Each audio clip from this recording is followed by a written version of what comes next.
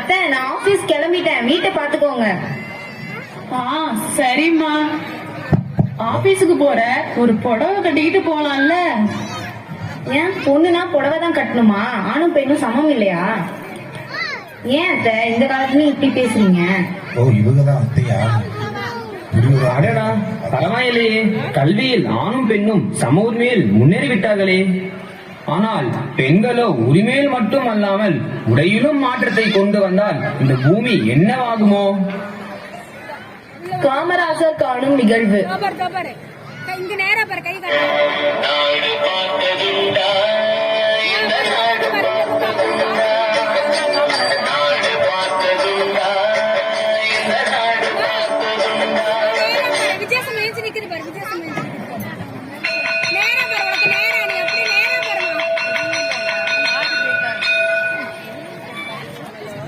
கோபாலு கோபாலு சாப்பாடு சாப்பிட போலாம்.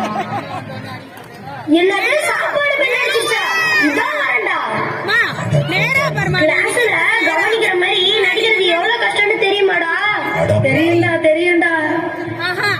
வயிறு வேற ரொம்ப பசிக்குதுடா. இதுல ஸ்கூல் லஞ்சு டோக்கனு லைன்ல வேற கவுண்ட் பண்றேன்னு சொல்லி 10 நிமிஷம் நிக்க வச்சிடறாங்கடா. தம்பி லைன்ல வா. தம்பி உனக்கு தேவையான சாப்பாடை வந்து வாங்கிக்கோ. ஆனா சாப்பாடை வீணாக்காத. அண்ணா இன்னும் கொஞ்சம் போடுங்க, வீணாக்க மாட்டேனே.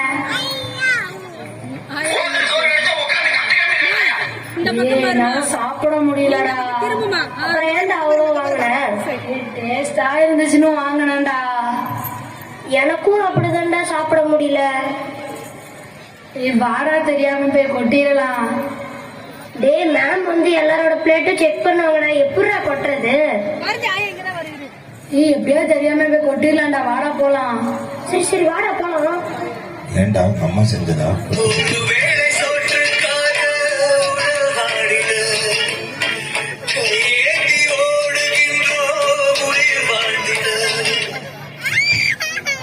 அடடா, எமது பள்ளி செல்வங்களுக்காக மதிய உணவு திட்டத்தை அரும்பாடுபட்டு அமல்படுத்தினேன்.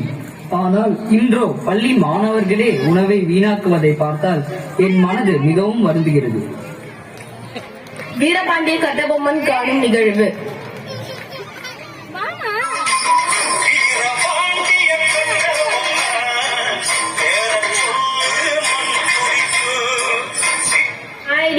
ஹாய், நாளைக்கு ஃபங்க்ஷன் போறதுக்கு என்னென்ன மேக்கப் திங்ஸ் எல்லாம் வாங்கலாம்? இப்போ ரீசெண்டா ஒரு ஃபேஸ்